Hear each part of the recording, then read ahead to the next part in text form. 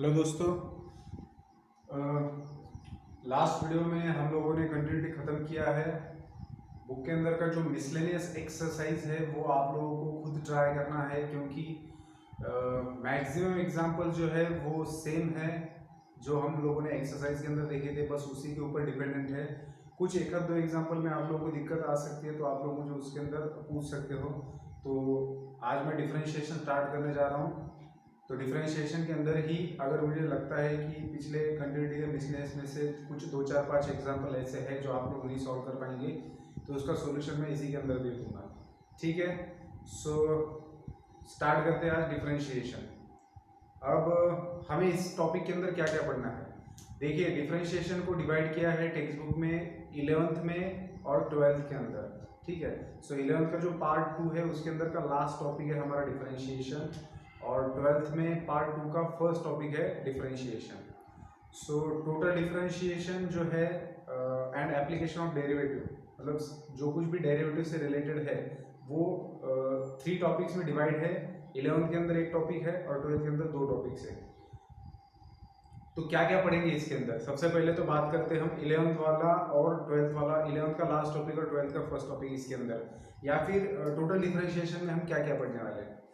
सो ये वाला जो लेक्चर रहेगा ये तो टोटल कॉन्सेप्ट के ऊपर डिपेंड रहेगा, और जो हमारे स्टैंडर्ड फंक्शंस है उनका डेरिवेटिव क्या आता है इसके ऊपर डिपेंड रहेगा। ठीक है, सो हम लोग पढ़ने वाले हैं डिफरेंशिएशन। सबसे पहले तो मैं लिखूंगा डेरिवेटिव ऑफ ए फंक्शन। इसको कैसे डिफाइन किया गया है। फिर डिफरेंशिएशन का मतलब क्या होता है। फिर इसके बाद में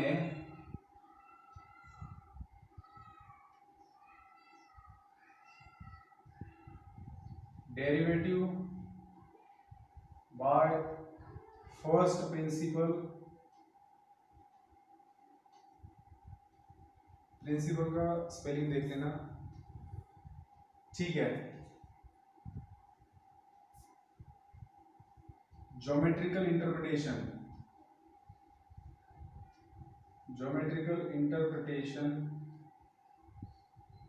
या फिर आप लिख सकते हो ज्योमेट्रिकल मीनिंग ऑफ डेरिवेटिव और डिफरेंशिएशन, एंड लास्ट आएगा डिफरेंशिएबिलिटी। ठीक है, सो बेटा इन सभी चीजों का हमें ठीक से मतलब समझना है। सबसे पहले तो derivative of a function, differentiation, derivative by first principle, फिर geometrical meaning of derivative and differentiability. मतलब ऐसा ना हो कि आप वर्ड तो यूज कर रहे हो लेकिन उसका आपको मीनिंग पता नहीं है। ठीक है, सो आज का जो लेक्चर है वो पूरा कॉन्सेप्ट बेस्ड रहेगा, जिसके अंदर हम स्टैंडर्ड फंक्शन के डेरिवेटिव्स भी निकालेंगे बाय यूजिंग फर्स्ट प्रिंसिपल, और इन सब चीज़ों का मतलब समझेंगे। तो इन शॉर्ट डेरिवेटिव कहाँ कहाँ किस तरीके से हमें उसका यूज़ करना है, या फिर 11th और 12th इस लेवल पर हमें क्या क्या चीज़ें समझ में आनी चाहिए। जैसे मैंने बेटा आप लोगों को लिमिट्स पढ़ाया था, तो लिमिट के अंदर मैंने सबसे पहला क्वेश्चन आपको पूछा था कि लिमिट हम किसका निकालते हैं, तो फंक्शन का निकालते हैं। कहाँ पर निकालते हैं, एक पर्टिकुलर पॉइंट पर निकालते हैं। और इन जनरल ज़्यादातर केसेस में क्या होता है कि उस पॉइंट पर फंक्शन का वैल्यू हमें ऑब्टेन नहीं होता, तो हम उसका लिमिटिंग वैल्यू फाइंड आउट करने की कोशिश करते थे। तो जैसे ये बेसिक क्वेश्चन था जिसके बारे में बहुत बार बच्चे अनअवेयर रहते हैं। उसी तरीके से डेरिवेटिव हम किसका निकालेंगे, डेरिवेटिव हम फंक्शन का निकालते हैं। तो अगर फंक्शन का हम डेरिवेटिव निकालते हैं तो बेसिकली हमें क्या ऑब्टेन होता है उससे, मतलब समझ में क्या आता है, हम फंक्शन का डेरिवेटिव निकाल रहे हैं मतलब हो क्या रहा है बेसिकली, ये चीज़ समझना ज़रूरी है। जो हम डिफरेंशिएशन देखते हैं बेटा, या फिर जब हम फंक्शन का डेरिवेटिव निकालते हैं तो उसके अंदर बेसिकली क्या चीज़ें होती है। ये सारे कॉन्सेप्ट, या फिर इसको जो डिफाइन किया गया है प्रिसाइज जो इसका डेफिनेशन है, और फिर ज्योमेट्रिकल मीनिंग है, या फिर डिफरेंशिएबिलिटी का कॉन्सेप्ट है, ये सारी चीज़ें मैं आप लोगों को एक एग्जांपल देके समझाना चाहता हूँ। ठीक है। सो मैं वो एग्जांपल लेता हूँ और उससे रिलेटेड हम फिर सारा डिस्कशन करेंगे, जिसके अंदर आपको ये सारी चीज़ें समझ में आ जाएगी। ठीक है। और फिर एक बार एग्जांपल हो जाने के बाद, ये सारी चीज़ समझने के बाद में, फिर हम इसको बुकिश लैंग्वेज में देखेंगे जो कि इसको डिफाइन किया गया है। ठीक है। सो एग्जाम्पल कुछ इस तरीके से है जैसे आप लोग फिजिक्स के अंदर पढ़ते हो। सो उसी टाइप का रिलेटेड एग्जाम्पल्स लेता हूँ ताकि मैं सारी चीज़ें आप लोगों को समझा सकूँ। सो बेटा एक फंक्शन है मेरे पास S of T is equal to 16t²। ठीक है। अब ये स्टैंडर्ड नोटेशन है। एस आप लोग डिस्प्लेसमेंट के लिए यूज करते हो, डिस्प्लेसमेंट को आप एस से डिनोट करते हो। ठीक है। और स्मॉल टी आप टाइम के लिए डिनोट करते हो। तो यहाँ पर जो फंक्शन दिया है s of T is equal to 16t², आप लोग मान सकते हो कि जैसे हमारा यूजुअल नोटेशन होता है मैथमेटिक्स में f of x is equal to 16x², इस तरीके से। लेकिन यहाँ पर मैं डिस्प्लेसमेंट और टाइम वाला इन दोनों के बीच का रिलेशन यहाँ पर आप लोगों को बताना चाहता हूँ और उसी से रिलेटेड हम लोग बात करने वाले हैं। इसलिए मैंने नोटेशन जानबूझकर यहाँ पर एस लिया है और टी लिया है। अदरवाइज समझने वाली बात तो वही है कि टी जो है आपका बेटा वो इनपुट है। ठीक है। और एस ऑफ टी जो है वो आपका आउटपुट है। मतलब हम जब फंक्शन पढ़ते थे या फिर जब कैलकुलस के अंदर हम फंक्शन की बात करते तो एफ ऑफ एक्स की जगह हम वाई लिखते हैं। मतलब बेसिकली हमारा फंक्शन लिखने का तरीका ये होता है y is equal to 16x²। ठीक है ना। सो ये तीनों भी चीजें एक ही है, सिर्फ नोटेशन का फर्क है। ठीक है। सो अभी मैंने जो फंक्शन लिया है s of t is equal to 16t²। अब इसके अंदर सबसे पहले क्या चीज समझ में आनी चाहिए हमें, जब हम फंक्शन की बात करते हैं तो बेटा फंक्शन क्या होता है, स्पेशल टाइप ऑफ रिलेशन होता है। ये हम लोगों ने फंक्शन के डेफिनेशन में देखा है। मतलब क्या होता है कि जब आप कोई फंक्शन लिखते हो तो उसके अंदर एक डिपेंडेंट वेरिएबल होता है, एक इंडिपेंडेंट वेरिएबल होता है। जैसे कि आपका जो इनपुट होता है दैट इज इंडिपेंडेंट, ये होता है इंडिपेंडेंट, और इसके अकॉर्डिंग आपको आउटपुट मिलता है and that's why this is dependent. समझ में आ रही बात। सो मतलब आप जैसे जैसे टी का वैल्यू चेंज करते रहेंगे आपका एस ऑफ टी का वैल्यू बदलते जाएगा। तो एस ऑफ टी जो है वो तो डिपेंड कर रहा है किसके ऊपर, आपके इनपुट के ऊपर। आप इनपुट क्या देते हो उस हिसाब से आपको आउटपुट मिलने वाला है, which is nothing but S of T. ठीक है। सो सबसे पहले तो ये चीज समझ के लेंगे कि फंक्शन के अंदर जो हमारा इनपुट होता है दैट इज इंडिपेंडेंट वेरिएबल और जो आउटपुट निकलता है दैट इज डिपेंडेंट वेरिएबल। चलिए आगे बढ़ते हैं। अभी हमें करना क्या है इसके अंदर, s of t equal to 16t², ये जो रिलेशन दिया है, सो ये रिलेशन है टाइम एंड डिस्प्लेसमेंट का। हो क्या रहा है बेटा, बहुत ज्यादा हाइट से कोई एक आदमी एक ऑब्जेक्ट को ड्रॉप कर रहा है। ठीक है। सो मान लेते ये हाइट है, यहाँ पर एक आदमी खड़ा है। ठीक है। और यहाँ से वो एक ऑब्जेक्ट को ड्रॉप करने वाला है। ठीक है। मैं ऑब्जेक्ट को यहाँ पर लिखता हूँ। अब यहाँ से ये ऑब्जेक्ट ड्रॉप होने वाला है। सो जैसे जैसे टाइम बढ़ता जाएगा तो इस ऑब्जेक्ट ने कितना डिस्टेंस कवर किया है, मतलब कितना नीचे जा रहा है वो। सो ये डिफाइन किया है इस रिलेशन से। ठीक है। सो ये s of T is equal to 16t² क्या है कि आपने किसी पर्टिकुलर हाइट से एक ऑब्जेक्ट को ड्रॉप किया है। अब वो ऑब्जेक्ट ड्यू टू ग्रेविटेशन नीचे आ रहा है। अब नीचे आते समय आपने एयर रेजिस्टेंस को इग्नोर करना है। ठीक है। जो भी हवा का विरोध रहेगा, एयर का विरोध रहेगा, रेजिस्टेंस रहेगा, we are going to neglect that thing. So मान के ही नहीं चलेंगे कि उससे कुछ रेजिस्टेंस मिल रहा है हमें। तो हमारा ऑब्जेक्ट हाइट से नीचे आने वाला है। अब नीचे आते वक्त एक 1 सेकंड 2 सेकंड 3 सेकंड के बाद में वो नीचे नीचे नीचे आता जाएगा। मतलब मान लेते हैं कि 1 सेकंड पर ये यहाँ पर रहा होगा, 2 सेकंड पर यहाँ पर, ऐसे कहीं ना कहीं तो जाएगा। तो हो क्या रहा है, जैसे जैसे टाइम बढ़ रहा है वैसे वैसे ये नीचे नीचे नीचे जाते जा रहा है। मतलब ये कुछ ना कुछ डिस्टेंस कवर कर रहा है, इसका डिस्प्लेसमेंट हो रहा है। सो ये जो इसका डिस्प्लेसमेंट हो रहा है, पहले वो इनिशियली जब टाइम 0 था तब इस पोजीशन पर था। यहाँ से जैसे आपने छोड़ा तो टाइम के अंदर चेंज हो रहा है और उसी के साथ में डिस्प्लेसमेंट चेंज हो रहा है। तो टाइम के अकॉर्डिंग डिस्प्लेसमेंट चेंज हो रहा है। तो ये जो, और ये किस तरीके से चेंज होने वाला है, मतलब कितने टाइम के बाद डिस्प्लेसमेंट कितना हो रहा है, that is given by this relation. So this is the function. इस फंक्शन के बेसिस ये फंक्शन क्या बताता है हमें कि जैसे जैसे टाइम चेंज होता जाएगा तो displacement of that object from the initial position इस रिलेशन से दिया गया है। मतलब आप लोग अगर मान लीजिए छोड़ने के बाद 5 सेकंड्स के बाद आप डिस्प्लेसमेंट देखना चाहते हो तो यहाँ पर 5 रख दो और जो भी मिलेगा सो आपका वो डिस्प्लेसमेंट रहेगा, मान लेते हैं फीट के अंदर, ठीक है, 16t² फीट, इतना डिस्प्लेसमेंट मानते हैं हम। तो पहली तो बात हमें ये समझ में आनी चाहिए कि ये फंक्शन दिया हुआ है, ठीक है।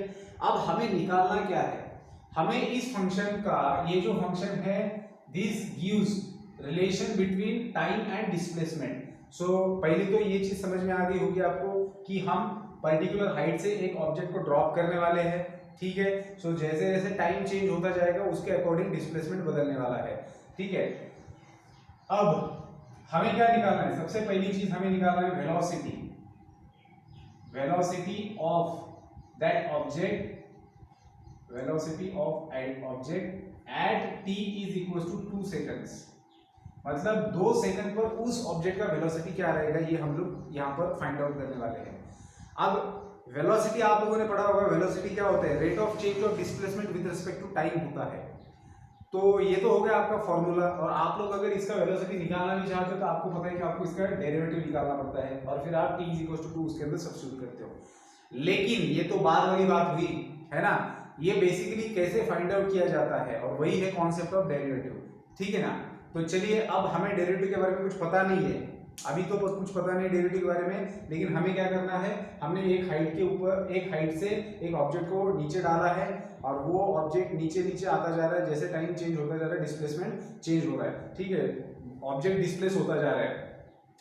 अब हमें निकालना है velocity of object at when t is equal to, when t is equal to, when लिखता हूं, when t is equal to 2 seconds. तो जब टाइम 2 सेकंड्स होगा तब आपका ऑब्जेक्ट का वेलोसिटी कितना है ये आपको बताना है। अब अगर आप यहाँ पर एक चीज देखेंगे बेटा, तो टाइम बहुत कम दिया है, मतलब आप समझ रहे हो, आपने ऑब्जेक्ट ड्रॉप किया तो 2 सेकंड पर उसका वेलोसिटी क्या है ये आपको फाइंड आउट करना है। सो अभी 2 सेकंड तो बहुत कम होता है टाइम, अब उससे भी कम मान लीजिए कि आपने जैसे ऑब्जेक्ट ड्रॉप किया, आप 0.1 सेकंड पर भी उसका वेलोसिटी चेक कर सकते हो। तो बेसिकली हो क्या रहा है यहाँ पर आपको जितना कम टाइम चाहिए उतने कम टाइम में भी आप इसका वेलोसिटी बता सकते हो। तो चलिए करते हैं स्टार्ट। तो अभी हमें करना है वेलोसिटी निकालना है, अब इसको कैसे निकाला जाए, ठीक है। सो क्या करें, हम इसका एवरेज वेलोसिटी निकालते हैं, लेकिन एवरेज वेलोसिटी कैसे निकाला जाएगा, देखिए हम जब टाइम 2 सेकंड्स हो रहा है तब वेलोसिटी कैसे निकाला जाए ये हमें पता नहीं है, लेकिन हमारे पास एक तरकीब है, क्या कि हमें 2 सेकंड्स होने पर वेलोसिटी निकालना है। तो हम क्या करते हैं, एक थोड़ा सा इस टाइम के अंदर चेंज लेते हैं, मतलब 2 सेकंड्स के बाद वाला टाइम लेते हैं या फिर 2 सेकंड्स के पहले वाला टाइम लेते हैं। जैसे कि मान लीजिए मैंने t is equal to 2 seconds पर मुझे निकालना है, तो मैं t is equal to 2 plus h लेता हूं। अब h क्या है यहाँ पर, h is a small change, h is small, very small change in time, time के अंदर बहुत छोटा चेंज हम लोग कर रहे हैं, मतलब हमें 2 सेकंड्स पर वेलोसिटी फाइंड आउट करना है, तो हमने 2 प्लस h लिया। अब 2 प्लस h का मतलब क्या, 2 प्लस मतलब 2.00001, इस तरीके से हम इतना स्मॉल चेंज ले रहे टाइम के भीतर। देखिए हमें पर्टिकुलर इस टाइम पर हमें क्या करना है, वेलोसिटी निकालना है। अब मैं क्या कर रहा हूँ, 2 प्लस h ले रहा हूँ टाइमिंग, तो 2 प्लस h का मतलब क्या है, यहाँ पर h का मतलब क्या है ये समझना बहुत ज्यादा इंपॉर्टेंट है। h है very small change in time, that means जो मैं 2 प्लस h ले रहा हूँ इसका मतलब आपको जितना छोटा समझ सकते हो इसको, इतना छोटा समझना है, सेकेंड्स, समझ लो बात, ठीक है। सो जब भी आपको इस तरीके का वेलोसिटी निकालना होता है तो हम लोगों के पास क्या प्रोसेस है, हम लोगों को जिस टाइमिंग के ऊपर भी वेलोसिटी निकालना है हम उस टाइम के नजदीक वाला टाइम लेते हैं, मतलब उसके बाद वाला, ठीक है। So change in this time that we have taken 2 plus h। अब बेटा इसके अकॉर्डिंग आपका डिस्प्लेसमेंट कितना रहेगा, देखिए डिस्प्लेसमेंट का तो रिलेशन दिया हुआ है हमें टाइम के साथ में, फंक्शन जो डिफाइन किया है वो उसी हिसाब से किया है कि जो कुछ भी टाइम रहेगा उस हिसाब से आपका डिस्प्लेसमेंट कितना रहेगा। जैसे हमने देखा था ना, value of the function at a particular time, sorry value of the function at a particular point, तो किसी भी पर्टिकुलर पॉइंट पर फंक्शन का वैल्यू क्या आता है ये हम लोगों ने फाइंड आउट किया था। इसी तरीके से अब t इज इक्वल टू 2 है तो s ऑफ 2 क्या रहेगा, that will be the displacement of that object when 2 seconds are passed. So t is equal to 2 के लिए डिस्प्लेसमेंट क्या रहेगा, s ऑफ 2, और t is equal to 2 plus h के लिए डिस्प्लेसमेंट क्या रहेगा, s ऑफ 2 प्लस h, ठीक है। तो बेटा देखिए अभी थोड़ा सा मैं कुछ ऐसे लिखता हूँ, टाइम 2 सेकंड्स, उसके लिए डिस्प्लेसमेंट कितना हो रहा है, डिस्प्लेसमेंट हो रहा है मेरा s ऑफ 2, ठीक है। और जब टाइम 2 प्लस एच रहेगा तब डिस्प्लेसमेंट रहेगा s ऑफ 2 प्लस एच। ये तो बहुत सिंपल सी बात है, जो भी टाइम है उसके अकॉर्डिंग आप डिस्प्लेसमेंट निकाल रहे हो with the help of this function. Directly T की जगह पर सब्स्टिट्यूट करेंगे वैल्यू तो आपको डिस्प्लेसमेंट मिल जाएगा। तो मैं क्या करता हूँ अभी ये निकालता हूँ, ठीक है। सो s ऑफ 2 का मतलब क्या होता है, जहां जहां t है वहां 2 रखूंगा। सो 16, 2 का स्क्वायर 4, सो 16 इंटू 4 बन जाएगा बेटा 64 फीट। तो जब 2 सेकंड्स बनेगा तब ऑब्जेक्ट 64 फीट इतना डिस्प्लेस हुआ रहेगा, पहले पोजीशन इनिशियल पोजीशन से 64 फीट इतना डिस्प्लेसमेंट हुआ है उसका 2 सेकंड के अंदर। फिर टाइमिंग है 2 प्लस एच, मतलब 2 सेकंड के बहुत नजदीक वाला टाइम, बाद वाला या ले लो या पहले वाला ले लो। So 2 plus h is equal to, यहाँ पर यस ऑफ 2 प्लस एच हमें निकालना है। सो 16 2 प्लस एच होल स्क्वायर। अब इसको एक्सपांड करते हैं। सो 16 in bracket 4 plus 4h plus H square, ठीक है। सो 64 plus 64h plus 16h square, ठीक है बेटा। अब हमें क्या करना है, चलिए यहां तक तो हमने कर लिया। अब हमें निकालना, हमारा टारगेट है वेलोसिटी निकालना when time is equal to 2 second. अब इसके लिए उन लोगों ने क्या दिमाग लगाया, ये यहाँ पर सोचने वाली बात है। सो उन्होंने सबसे पहले क्या किया कि हम डायरेक्टली वेलोसिटी तो नहीं फाइंड आउट कर सकते, तो हम लोग क्या फाइंड आउट करते हैं, एवरेज वेलोसिटी निकालते हैं। क्योंकि एवरेज का कॉन्सेप्ट तो हमें पहले से पता है, जब भी किसी चीज का एवरेज हमें निकालना होता है तो हम टोटल चीज डिवाइडेड बाय सेकंड जो हमारा वेरिएबल है उसका टोटल लेते हैं। सो यहाँ पर एवरेज स्पीड, बेसिकली स्पीड क्या होता है, डिस्टेंस अपॉन टाइम होता है। अब एवरेज स्पीड जब निकालना होता है तो total distance covered by that object divided by total time taken आएगा उसका फॉर्मूला। सो एवरेज वेलोसिटी जब मैं निकालने जाऊंगा, एवरेज वेलोसिटी इस तरीके से लिखता हूं मैं, ठीक है। So average velocity is equal to क्या आएगा, या फिर ऐसे लिखता हूं AV, इसका मतलब है एवरेज वेलोसिटी। सो एवरेज वेलोसिटी क्या आएगा बेटा, चेंज इन डिस्प्लेसमेंट या फिर टोटल डिस्टेंस या फिर टोटल डिस्प्लेसमेंट जितना भी हुआ है divided by change in displacement divided by, इसको इलैप्स्ड टाइम भी बोलते हैं, इलैप्स्ड टाइम। इसका मतलब होता है कि टाइम कितना लिया गया है उतने डिस्प्लेसमेंट के लिए, तो वो आपका मिल जाएगा एवरेज वेलोसिटी। अब एवरेज वेलोसिटी कैसे निकाला जा रहा है, देखिए हम कर क्या रहे हैं, हमारे पास जब टाइम 2 सेकंड है तब का डिस्प्लेसमेंट है और जब टाइम 2 प्लस एच है तब का डिस्प्लेसमेंट ये है। अब मुझे निकालना है एवरेज वेलोसिटी, तो ये एवरेज वेलोसिटी कैसे निकाला जाएगा, चेंज इन डिस्प्लेसमेंट, डिस्प्लेसमेंट में कितना चेंज हुआ है, 2 सेकंड्स पर डिस्प्लेसमेंट इतना था, 2 प्लस एच सेकंड्स पर डिस्प्लेसमेंट इतना है। सो इतने में से इतना सबट्रैक्ट करेंगे। सो s of 2 plus H, s of 2 plus H minus s of 2 करेंगे और डिवाइडेड बाय क्या, 2 प्लस एच माइनस 2, टाइम कितना लगा है आपको, सो 2 प्लस एच माइनस 2। बात समझ में आ रही है आपको, पहले हमने 2 सेकंड्स पर डिस्प्लेसमेंट कितना हुआ और 2 प्लस एच सेकंड पर डिस्प्लेसमेंट कितना हुआ वो फाइंड आउट किया।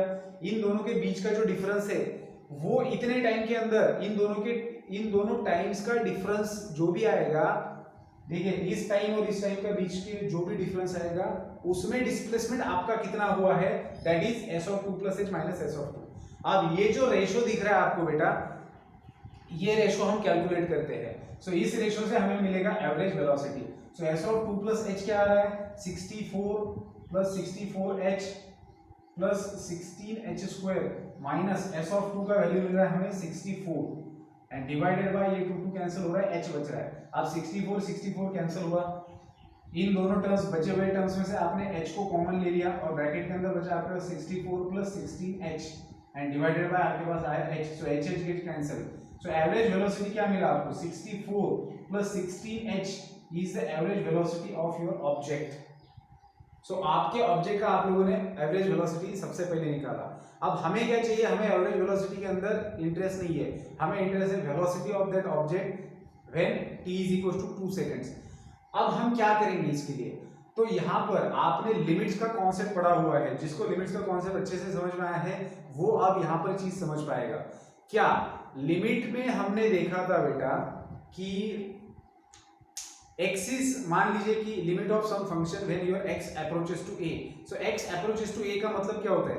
x अप्रोचेस टू a का मतलब होता है कि x minus a is not equal to 0 but x is very nearer to a, ये x बहुत ज्यादा नजदीक होता है a के। तो आप अगर देखेंगे यहाँ पर, तो जो भी आपका एवरेज वेलोसिटी आया है वो एवरेज वेलोसिटी टाइम इंटरवल कितना है? पहले आपके पास t is equal to 2 seconds था और बाद में टाइम कितना है? 2 प्लस h है। अब 2 प्लस h समझ पा रहे हो आपको? मतलब 2 सेकंड के बहुत नजदीक वाला, जैसे ही 2 सेकंड्स होता है तो उसके बाद में तुरंत, मतलब आप उन दोनों के बीच का गैप नहीं फाइंड आउट कर सकते, इतना नजदीक।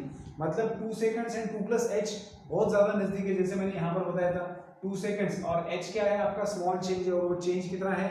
0.000 इनफाइनाइट टाइम्स 1, इनफाइनाइट 1, इतना सेकंड। मतलब क्या 2 और 2.2 और 2 प्लस h में कुछ फर्क है? नहीं है। तो अगर मान लीजिए आप इस क्वांटिटी का, अगर आप इसका अप्रोक्सीमेट वैल्यू निकालते हो एवरेज वेलोसिटी का, when your h tends to 0, आपका जो ये चेंज है ना, आपने टाइम के अंदर चेंज लिया था, आपको t इज इक्वल टू 2 पर आपको वेलोसिटी निकालना था, लेकिन आपने चेंज क्या लिया? 2 प्लस h लिया। अब अगर आप यहाँ पर सोचते हो कि ये h तो बड़ा छोटा नंबर है, और अगर इस h को 0 की तरफ लेके जाया जाए, अगर मैं 0 की तरफ h को लेके जाऊंगा, तब इसका क्या निकलेगा? इसका लिमिटिंग वैल्यू निकलेगा, और वो जो वैल्यू रहेगा वो इसके नजदीक वाला वैल्यू रहेगा। समझ में आ रही बात?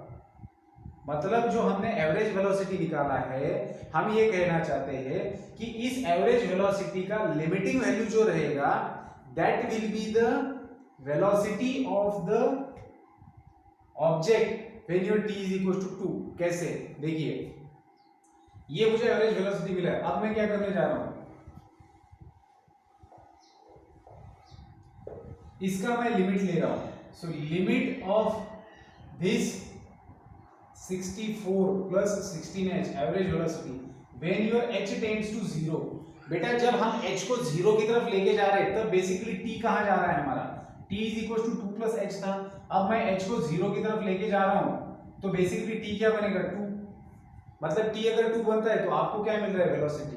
उस पॉइंट का उस टाइम पर आपको वेलोसिटी मिल रहा है। तो आपने जो एवरेज वेलोसिटी निकाला था, इसका जब आप लिमिटिंग वैल्यू लेते हो, when your small change goes tends towards 0, when your small change approaches to 0, तब आपको क्या वैल्यू मिलेगा? तो हम इस लिमिट को सॉल्व करते हैं। अब ये तो सीधा साधा लिमिट है, पॉलिनोमियल फंक्शन है, लीनियर पॉलिनोमियल है। अब इसका वैल्यू क्या आएगा? आप h के जगह पर सीधा 0 रख देंगे, तो क्या मिलेगा आपको? 64 feet.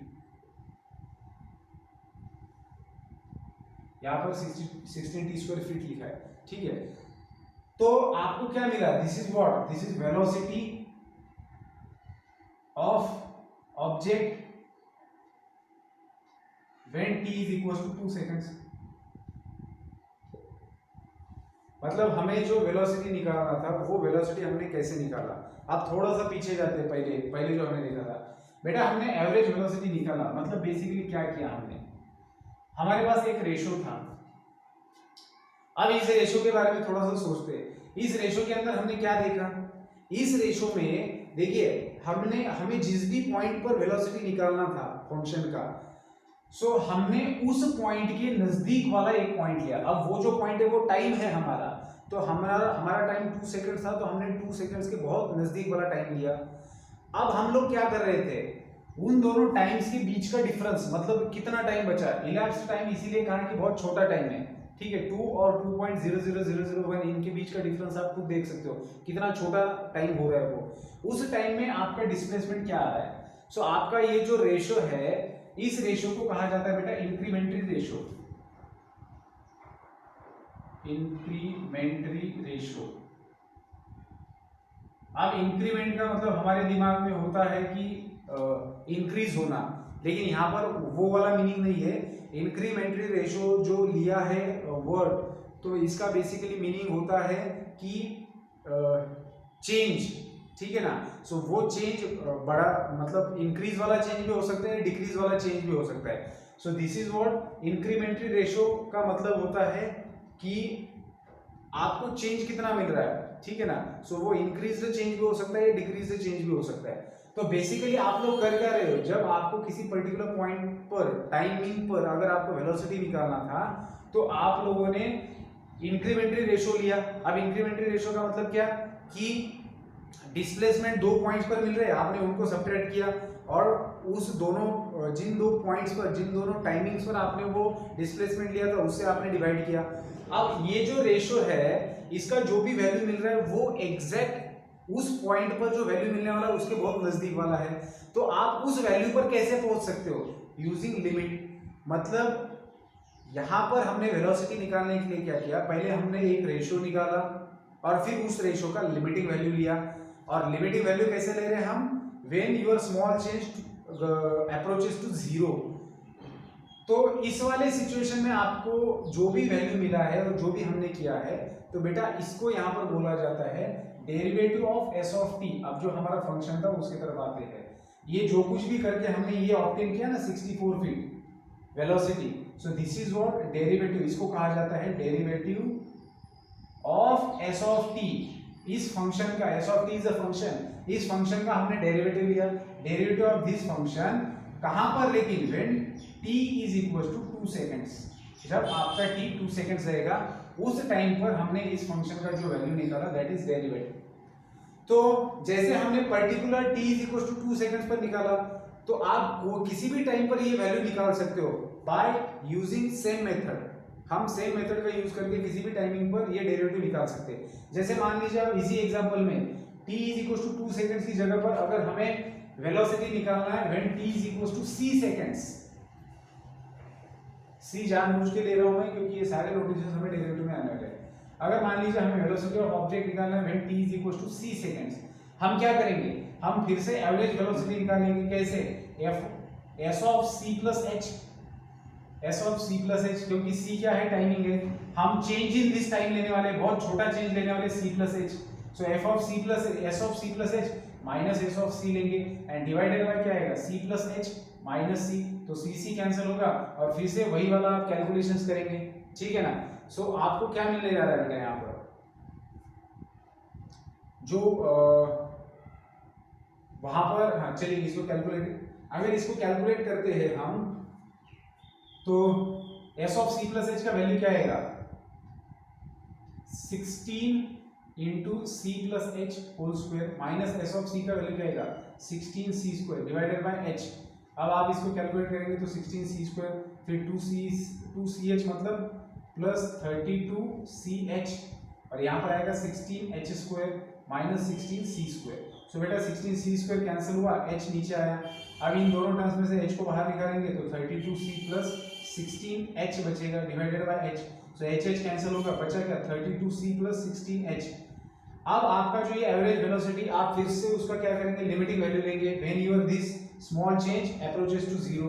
So limit of 32c plus 16h when your h tends to zero, तो लिमिटिंग वैल्यू निकालेंगे तो ये क्वांटिटी जीरो बनेगी। तो 32c feet will be the velocity when your time is equal to c seconds. इसी का मतलब क्या हुआ, आपको किसी भी पॉइंट पर अगर वेलोसिटी निकालना है तो आप सेम मेथड यूज कर सकते हो।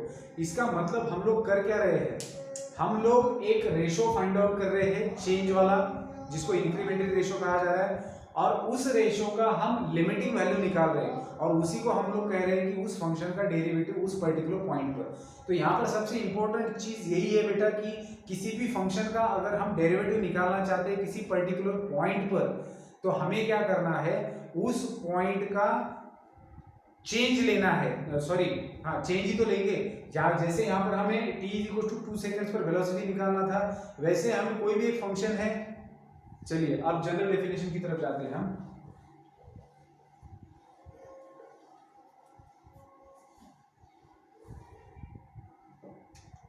मान लेते हैं कि मेरे पास एक फंक्शन है f ऑफ x, ठीक है। अब ये फंक्शन जो है ये कंटिन्यूअस है, कंटिन्यूटी की जरूरत नहीं है हमें, ठीक है। पहले तो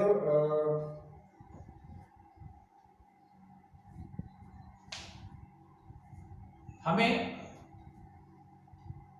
इस फंक्शन का डेरिवेटिव निकालना है at x is equal to ए।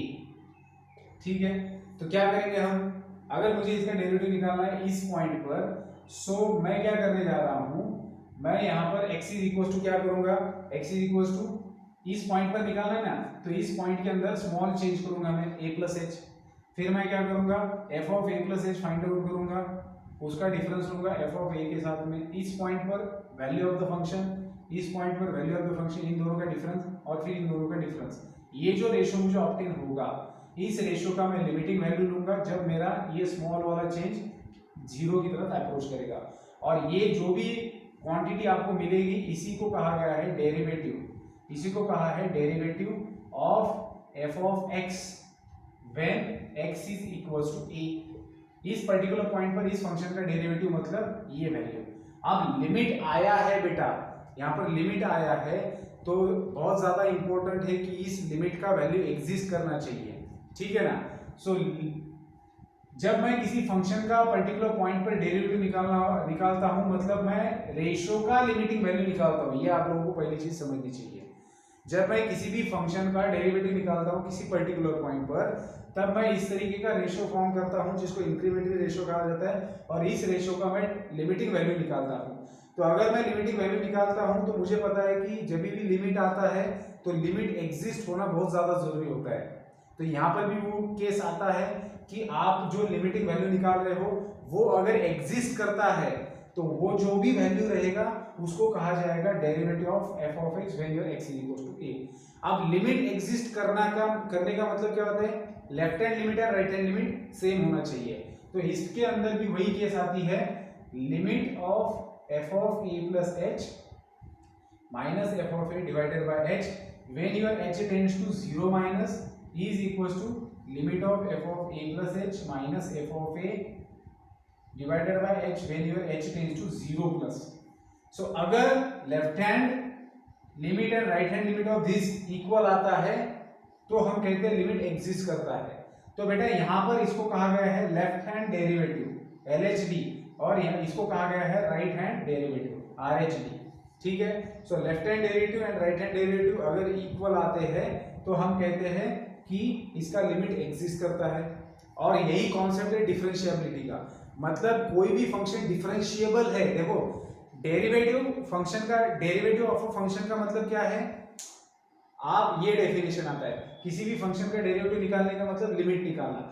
लेकिन कोई भी फंक्शन डिफरेंशिएबल है या नहीं ये कैसे डिसाइड होगा, मतलब किसी भी फंक्शन का आप डेरिवेटिव निकाल सकेंगे या नहीं ये कैसे पता चलेगा। तो अगर लिमिट एग्जिस्ट करता है तभी डेरिवेटिव निकलेगा। तो अगर लिमिट एग्जिस्ट करता है तो हम कहते हैं फंक्शन डिफरेंशिएबल है। तो मतलब कोई भी फंक्शन डिफरेंशिएबल है या नहीं ये चेक करने के लिए आपको left hand derivative and right hand derivative निकालना पड़ता है। मतलब जो भी आपका इंक्रीमेंटल रेशियो है उसके लिए आपको लेफ्ट हैंड लिमिट और राइट हैंड लिमिट निकालना पड़ता है when your small change goes towards approaches towards 0। तो बेटा डिफरेंशिएबिलिटी का मतलब यही होता है कि आपका फंक्शन डिफरेंशिएबल है या नहीं चेक करना, है ना। अगर आपको ये कहा जाता है कि find the derivative of any function at a particular point, तो वो तो बाद की बात हुई। मतलब जब आप डेरिवेटिव निकालते हो उसी समय आपको ये पता चलता है कि ये फंक्शन डिफरेंशिएबल है या नहीं, क्योंकि अगर लिमिट ही एग्जिस्ट नहीं हुआ तो डेरिवेटिव नहीं निकलेगा, और अगर डेरिवेटिव नहीं निकलेगा तो आप लोग बोलेंगे कि ये फंक्शन डिफरेंशिएबल है ही नहीं। तो बेसिकली जो डिफरेंशिएबिलिटी, ये जो मैंने यहाँ पर टर्म लिखा था ना शुरुआत में कि हम लोग क्या क्या पढ़ने वाले इसके अंदर, सो डिफरेंशिएबिलिटी का यहाँ पर मतलब ये होता है कि किसी भी फंक्शन का डेरिवेटिव एग्जिस्ट करता है कि नहीं, डेरिवेटिव आप निकाल सकते हो कि नहीं। सो अगर निकाल सकते हो तो फंक्शन डिफरेंशिएबल है बोलेंगे, और अगर नहीं निकाल सकते तो फंक्शन डिफरेंशिएबल नहीं है। लेकिन ये कैसे डिसाइड होगा कि फंक्शन डिफरेंशिएबल है या नहीं, तो लिमिट एग्जिस्ट करता है कि नहीं आपको देखना है। तो आप उसके लिए लेफ्ट हैंड डेरिवेटिव और राइट हैंड डेरिवेटिव निकालेंगे। अब लेफ्ट हैंड डेरिवेटिव और राइट हैंड डेरिवेटिव भी निकालने की नौबत कहाँ पर आती है, जहां पर डोमेन डिवाइड हुआ रहता है, सेम जैसे हमने लिमिट के अंदर देखा था। तो एग्जाम्पल के अंदर तो मैं आप लोगों को अच्छे से समझा दूंगा कि फंक्शन डिफरेंशिएबल है या नहीं ये कैसे चेक किया जाता है with the help of left hand derivative और राइट हैंड डेरिवेटिव, ठीक है। तो चलिए थोड़ा सा मैं पीछे जाता हूँ और जो जो चीजें बताई उसको एक थोड़ा सा ऑर्गेनाइज्ड वे से आपके सामने रखने की कोशिश करता हूँ। बेटा हमारा टारगेट था फंक्शन का डेरिवेटिव निकालना किसी पर्टिकुलर पॉइंट पर, और वो हमने कैसे अचीव किया, तो हमने एक रेशो फाइंड आउट किया, और ये हर टाइप के फंक्शन में होता है। ये जरूरी नहीं कि आप डिस्प्लेसमेंट और टाइम का रिलेशन देख रहे हो। आप कोई भी फंक्शन लेंगे तो उसके अंदर एक डिपेंडेंट वेरिएबल रहेगा, एक इंडिपेंडेंट वेरिएबल रहेगा। डिपेंडेंट का मतलब है कि जो भी आपको फंक्शन का आउटपुट मिलेगा, और इंडिपेंडेंट का मतलब है आपका जो भी इनपुट रहेगा। तो यहाँ पर हो क्या रहा है बेटा, सो डेरिवेटिव हम जब निकालते हैं तो उसका मतलब क्या हो रहा है, देखिए अब मैं यहाँ पर लिखता हूँ। अब हम प्रिसाइज डेफिनेशन की तरफ जाएंगे कि derivative of a function at A point, इसको कैसे डिफाइन किया है। सो मान लेते हैं एक function, derivative of a function. So एक फंक्शन है मेरे पास बेटा एफ ऑफ एक्स, ठीक है। अब इस फंक्शन का मुझे at x is equal to a derivative निकालना है। सो मैं क्या करता हूं, मैं इंक्रीमेंटरी रेशो लेता हूं। कैसे लेते हैं रेशो, जिस भी पॉइंट पर आप डेरिवेटिव निकाल रहे हो उसके अंदर आप चेंज लेते हो, स्मॉल चेंज। ए पॉइंट पर निकाला है तो ए प्लस एच ले रहे हो। अब आप क्या कर रहे हो, ए के लिए इस पॉइंट पर आपके पास वैल्यू ऑफ द फंक्शन है, और इस पॉइंट के लिए आपके पास वैल्यू ऑफ द फंक्शन है F of A plus H. तो आप क्या करेंगे बेटा, रेशो फाइंड आउट करेंगे, incrementary ratio, that is F of A plus H minus F of A and divided by A plus H minus A. तो A cancel हो जाएगा, तो आपके पास बचेगा ये वाला ratio. So this is your incrementary ratio. अब इस रेशो का आप लिमिटिंग वैल्यू लेते हो when your change, small change goes towards zero, approaches to zero. So ये अगर एग्जिस्ट करता है, if this limit exists, then we say that f of x is differentiable at x is equals to a। हम कहते हैं कि f of x differentiable है at x is equals to a, and ये जो भी इसका लिमिटिंग वैल्यू आएगा that will be the derivative of a function at that particular point। चीजें समझ में आ रही है, लिमिट एग्जिस्ट कर रहा है, इसका मतलब हमें समझ में आता है कि ये फंक्शन डिफरेंशिएबल है इस पॉइंट पर, और लिमिट एग्जिस्ट कर रहा है मतलब कुछ ना कुछ तो वैल्यू आपको मिलेगी लिमिट की। सो वो वैल्यू रहेगी derivative of the function at that point, ठीक है। और इस मेथड से जो हम डेरिवेटिव निकालते हैं बेटा, उसी को कहा गया है finding the derivative by first principal, जो मैंने लिखा था शुरुआत में, ठीक है। सो डेरिवेटिव निकालना इस मेथड से, लिमिट का यूज करके निकालने को ही कहा गया है finding the derivative by first principal. तो हमारे जितने भी स्टैंडर्ड फंक्शंस है, ट्रिग्नोमेट्रिक फंक्शंस हो, लॉगरिथमिक हो, या एक्सपोनेंशियल हो, या फिर अलजेब्रिक फंक्शंस हो, पॉलिनोमियल फंक्शंस हो, इन सब का जो डेरिवेटिव निकाला गया है स्टैंडर्ड फंक्शन का, सो वो सारा का सारा ये फॉर्मूला यूज करके निकाला गया है। यहाँ पर एक चीज ध्यान में रखेंगे बेटा, कॉन्सेप्ट के लिए लिमिट, डेरिवेटिव को कॉन्सेप्ट समझने के लिए लिमिट का यूज किया गया है। मतलब लिमिट, ये जो हमने फर्स्ट प्रिंसिपल देख रहे हैं, इसका यूज हमें सिर्फ स्टैंडर्ड फंक्शन का डेरिवेटिव निकालते समय ही होने वाला है। उसके बाद एक बार आप एग्जाम्पल की तरफ जाएंगे तो लिमिट का कोई भी वहां पर संबंध नहीं आएगा, मतलब लिमिट का आपको कहीं पर भी यूज नहीं करना है डिफरेंशिएशन में। इसका यूज सिर्फ इनिशियली आपको कॉन्सेप्ट समझने के लिए करना है कि what is the derivative of a function. जब आपको कोई ये सवाल पूछेगा या फिर आप खुद जानना चाहेंगे कि बेसिकली डेरिवेटिव का मतलब क्या होता है, किसी फंक्शन का हम डेरिवेटिव निकालते हैं किसी पर्टिकुलर पॉइंट पर, इसका मतलब क्या होता है, तो आप चेंज ले रहे हो उस पॉइंट के नजदीक वाला, और वहां पर आप इंक्रीमेंटरी रेशो निकाल रहे हो जिसका लिमिटिंग वैल्यू मतलब डेरिवेटिव होता है। तो बेसिकली डेरिवेटिव क्या करता है, डेरिवेटिव डील करता है rate of change of one quantity with respect to other quantity. इसलिए तो वेलोसिटी को डिफाइन किया गया है rate of change of displacement with respect to time.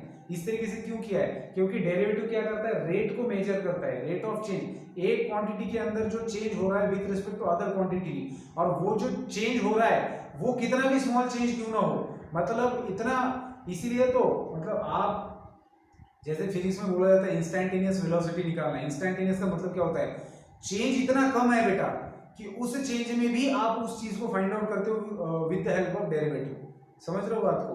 तो रेट मेजर के लिए डेरिवेटिव का यूज किया जाता है। तो आप जब भी डेरिवेटिव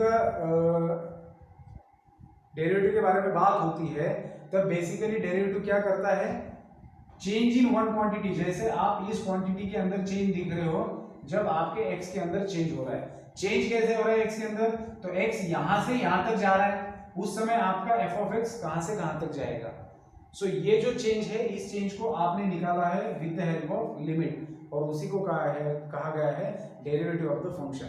सो बेसिकली डेरिवेटिव क्या होता है? Rate of change of one quantity with respect to the other quantity. ठीक है, मतलब जैसे हमने एग्जांपल लिया था अभी वाला s of t is equal to 16t² वाला। सो इसके अंदर हमारा displacement, rate of change of displacement with respect to time हो रहा है। तो टाइम आपका 2 था और आपने 2 प्लस h, मतलब इतने स्मॉल चेंज में, आप समझ रहे हो ये चेंज कितना स्मॉल है टाइमिंग वाला, इतने स्मॉल चेंज में भी आपके डिस्प्लेसमेंट के अंदर क्या चेंज आ रहा है। ठीक है, तो ये रेट निकाल रहे हो आप, मतलब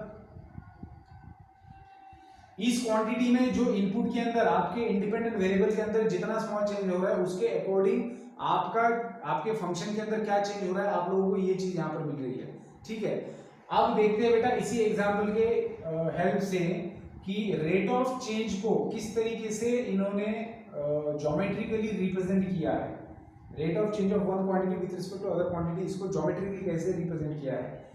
तो हम लोग क्या करेंगे, देखिए आप अगर इसको देख रहे हो s of t is equal to 16t² को, तो बेटा ये पैराबोला है। मैं अगर इसको हमारे यूजुअल नोटेशन में लिखूंगा तो ये हमारा है y मान लेते हैं। ठीक है, और दिस इज 16x²। जैसे अगर मान लीजिए इस फंक्शन को मैं ऐसे रिप्रेजेंट करता हूँ f of x is equal to 16x², तो मैं इसको y is equal to 16x² लिखता हूँ।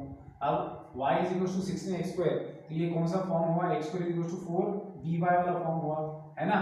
तो ये क्या होता है, ये पैराबोला होता है विच इज ओपन अपवर्ड्स, जो अपवर्ड ओपन होता है। तो हमें इसका ग्राफ कैसे मिलेगा बेटा, हमें इसका ग्राफ कुछ इस तरीके से मिलेगा। ठीक है, मैं सिर्फ फर्स्ट क्वाड्रेंट वाला ग्राफ ले रहा हूँ क्योंकि मुझे बस आप लोगों को कॉन्सेप्ट बताना है कि क्या हो रहा है बेसिकली जब डेरिवेटिव निकाला जा रहा है। चलिए, अब मेरे पास टाइम है, यहां पर लेता हूं 2, t इज इक्वल टू 2। मुझे इस पॉइंट पर वेलोसिटी निकालना था। ठीक है बेटा, अब ये जो t मेरा 2 था और मैंने चेंज क्या लिया था, t इज इक्वल टू 2 था, मैंने दूसरा टाइम लिया था 2 प्लस h। सो ये 2 प्लस h मैं यहां पर लेता हूं, 2 प्लस h। अब आप ये मत समझना कि यहाँ पर t टाइमिंग है तो 2 प्लस h बहुत दूर है। 2 प्लस h बिल्कुल इसके बाजू में ही है, मतलब इन दोनों के बीच में बहुत कम गैप है, लेकिन मैं समझने के लिए इसको दूरी पर ले रहा हूं ताकि आप लोग इसको समझ जाए। इसको ऐसा मान लीजिए जूम करके देख रहे हैं हम लोग। ठीक है, so 2 plus h is very near point of 2। ये जो आपका t is equal to 2 seconds है ना, तो इसके बहुत नजदीक वाला ये पॉइंट है। अब बेटा इस इनपुट के लिए आपको आउटपुट ग्राफ के ऊपर यहाँ पर मिलने वाला है, जो कि क्या रहेगा, यहाँ पर ये पॉइंट रहेगा। ठीक है ना, तो ये क्या रहेगा आपका बेटा s ऑफ 2 प्लस h, और इस पॉइंट के लिए आपके पास क्या रहेगा, आपका आउटपुट ये यहाँ पर रहेगा s ऑफ 2। ठीक है, तो ग्राफ के ऊपर अगर आप ये पॉइंट प्लॉट करते हो और ये, तो इसको मान लीजिए q बोलेंगे और इसको p बोलेंगे, तो बेटा इस पॉइंट के कोऑर्डिनेट्स क्या आएंगे, इसके कोऑर्डिनेट्स आएंगे 2, s ऑफ 2। इस पॉइंट का y कोऑर्डिनेट है s ऑफ 2 और इस पॉइंट का x कोऑर्डिनेट है 2। अब इस पॉइंट का x कोऑर्डिनेट है 2 प्लस h और y कोऑर्डिनेट है s ऑफ 2 प्लस h। ठीक है, यहां तक तो कोई दिक्कत नहीं होनी चाहिए। हमारे पास हम लोग वेलोसिटी निकाल रहे थे when your t is equal to 2 seconds, तो हमने t के अंदर चेंज लिया था, स्मॉल चेंज 2 प्लस h, तो हमने इसको ग्राफ के ऊपर प्लॉट किया। अब बेटा अगर मैं इन दोनों पॉइंट्स को ज्वाइन कर लेता हूं तो मुझे क्या मिलेगा, मुझे मिल रहा है, आप इसको कॉर्ड बोल सकते हो या फिर सेकंड बोलो, जो भी आपको बोलना है। ठीक है, सो ये है आपका सेकंड। अब सेकंड तो आपका लाइन है बेटा, और इस लाइन का आप स्लोप निकाल सकते हो। कैसे, आपको पता है किसी भी लाइन का स्लोप कैसे निकाला जाता है, या तो आपको उस लाइन का इंक्लिनेशन पता होना चाहिए या फिर आपके पास लाइन के ऊपर के 2 पॉइंट्स होने चाहिए।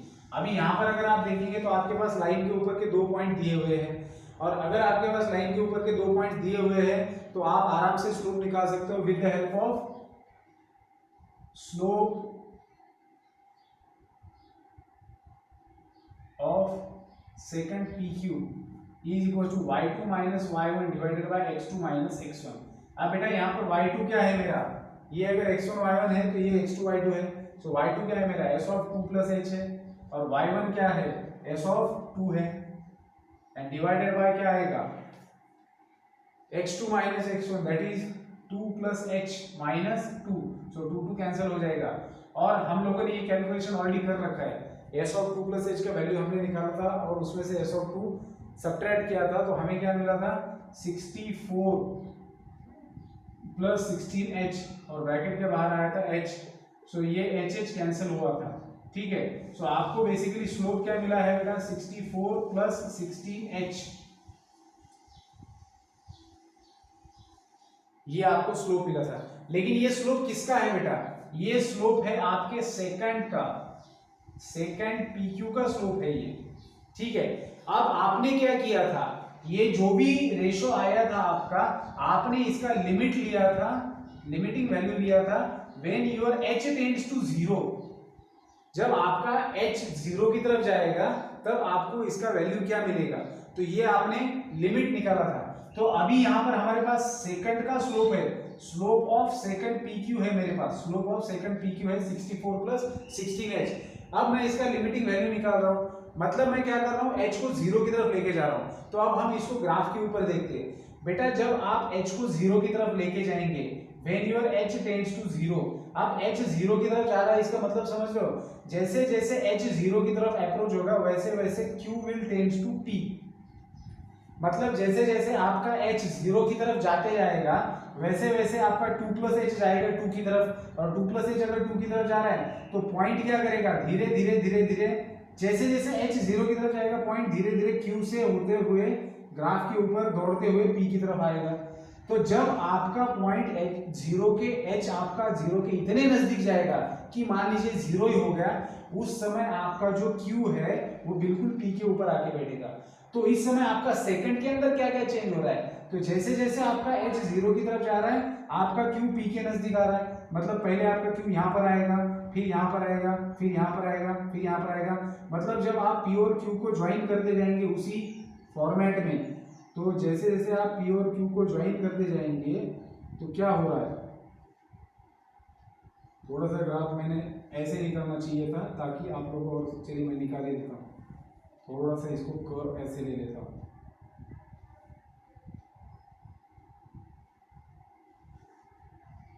थोड़ा सा ऐसे अगर करेंगे तो थोड़ा सा समझ में आएगा अच्छे से, कर्व अगर ज़्यादा रहेगा तो। जैसे मान लीजिए ये Q पॉइंट था आपका और ये P था, तो पहले आपका ये वाला सेकंड था, है ना। अब इस सेकंड पर क्या हो रहा है, आपका पॉइंट यहाँ पर आया, फिर यहाँ पर आया, फिर यहाँ पर आया, फिर जैसे जैसे h 0 की तरफ जा रहा है तो पॉइंट आपका क्या हो रहा है, P की तरफ आ रहा है, ये आपका P है। ठीक है, इसमें से जाएगा, तो आप देख रहे हो इसको सेकंड कैसे चेंज हो रहा है। अब ये आपका सेकंड है, फिर P और इस यहाँ पर Q आएगा आपका, तो ये आपका सेकंड बनेगा। इस तरीके से जैसे बेटा आपका h 0 के बहुत नजदीक आएगा तो second will convert into tangent, second बन जाएगा टेंजेंट। मतलब जैसे आपका h 0 बनेगा तो आपका सेकंड इस तरीके से मूव होता होता होता होता, देखो ये ऐसा है ना, पहले ऐसे हो रहा है, ऐसे हो रहा है, ऐसे हो रहा है, ऐसे हो रहा है, और एक पॉइंट पर वो टेंजेंट बन जाएगा। मतलब आप समझ रहे हो, h टेंड्स टू 0 का मतलब क्या होता है, h 0 ही बन गया, ऐसे समझिए। तो जब आप इस रेशो का लिमिटिंग वैल्यू निकाल रहे हो तब बेसिकली ये वैल्यू जो भी मिल रहा है, आपको मिला था 64, तो पहले था बेटा ये जो इंक्रीमेंटरी रेशो था बेसिकली ये सेकंड का स्लोप था, लेकिन जैसे ही आपने लिमिटिंग वैल्यू निकाला तो ये बन गया slope of tangent, slope of tangent at t is equal to 2। ये क्या मिल गया आपको, slope of tangent at t is equal to 2। समझ गई बात, मतलब आप जब इंक्रीमेंटरी रेशियो निकाल रहे थे तब आपके पास स्लोप था सेकंड का, और जब आपने लिमिटिंग वैल्यू दिया उस रेशियो का तब जो आपको वैल्यू मिला that is the slope of the tangent at that particular point. तो इससे हमें ये समझ में आता है बेटा कि जो रेट ऑफ चेंज था किसी भी फंक्शन का, आप रेट ऑफ चेंज निकालते हो with respect two variable, that is nothing but the slope of the tangent at that particular point. इसको इन जनरल कैसे देखा जाए,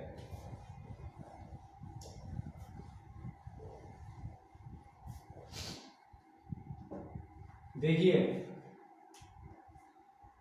आपके पास कोई भी एक ग्राफ है, मान लेते थोड़ी देर के लिए कुछ इस तरीके का ग्राफ है।